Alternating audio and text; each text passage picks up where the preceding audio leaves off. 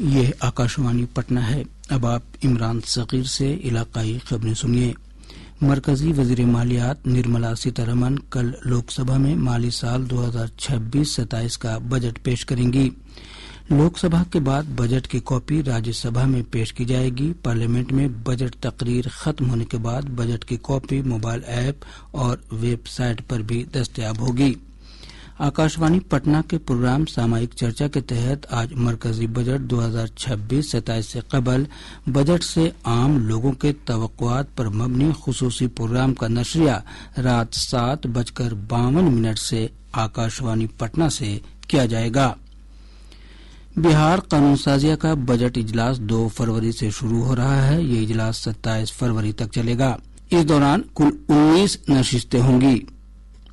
Budget اجلاس کے پہلے دن گورنر عارف محمد خان قانون سازیہ کی توسیعی عمارت کے سینٹرل ہال میں قانون سازیہ کے دونوں ایوانوں کے اراکین سے خطاب کریں گے۔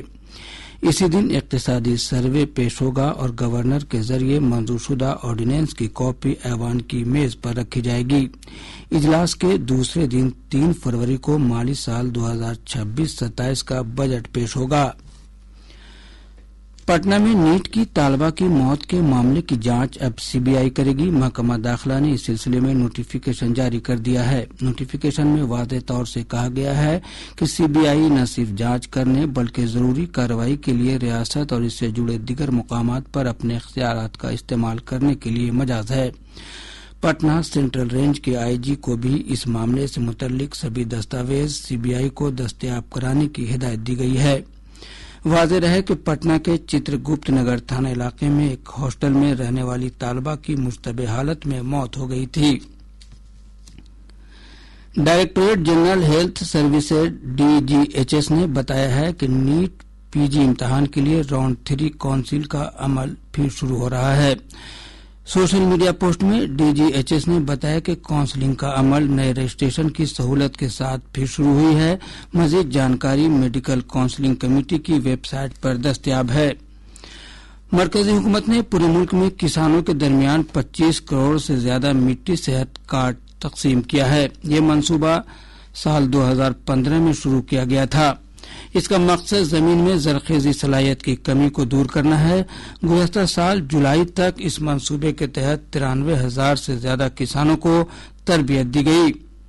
مرکزی حکومت نے مزید کہا کہ اس منصوبے کے تحت بڑے پیمانے پر بیداری پروگرام چلائے گئے ہیں۔ حکومت نے کہا کہ یہ حصولیابی اس منصوبے کی توسیع اور بڑھتے پیمانے کو ظاہر کرتی ہے۔ مٹی صحت کارڈ ہر 2 سال کے وقفے پر تقسیم کیے جاتے ہیں۔ اس کے توسط سے زمین کی طبیعیاتی اور کیمیاوی جانکاری اور زرخیزی عناصر کی صورتحال کے بارے میں اطلاعات کی ترسیل کی جاتی ہے۔ ریاست کی 13 روایتی یونیورسٹیوں کے اساتذہ اور ملازمین کی تنخواہ پینشن کی ادائیگی کے لیے 310 کروڑ روپے سے زیادہ کی رقم جاری کی گئی ہے۔ اس رقم سے جنوری مہینے کی تنخواہ پینشن کی ادائیگی ہوگی۔ سب سے زیادہ تنخواہ مد میں رقم بھیم راؤ امبیڈکر بہار یونیورسٹی مظفر پور کو جاری کی گئی ہے۔ ادھر غیر مالی ڈگری کالجوں کے اساتذہ اور غیر تدریسی ملازمین نے حکومت سے پٹنہ ہائی کورٹ کے فیصلے کے مطابق فوری بقایا کی تنخواہ اور پینشن دینے کی مانگ کی ہے۔ ملک میں مختلف مقامات پر برف باری اور بارش کے سبب ریاست میں موسم میں بدلاؤ دیکھا گیا۔ پچھلے 24 گھنٹوں کے دوران راجدھانی پٹنہ سمیت کئی مقامات میں زیادہ سے زیادہ درجہ حرارت میں کمی درج کی گئی ہے۔ اس دوران کوہرے اور ٹھنڈی ہواؤں سے معمولات زندگی متاثر ہوئی ہے۔ بھاگلپور کا سبوڑ 7.8 ڈگری سیلسیس کم از کم درجہ حرارت کے ساتھ ریاست کا سب سے ٹھنڈا مقام رہا۔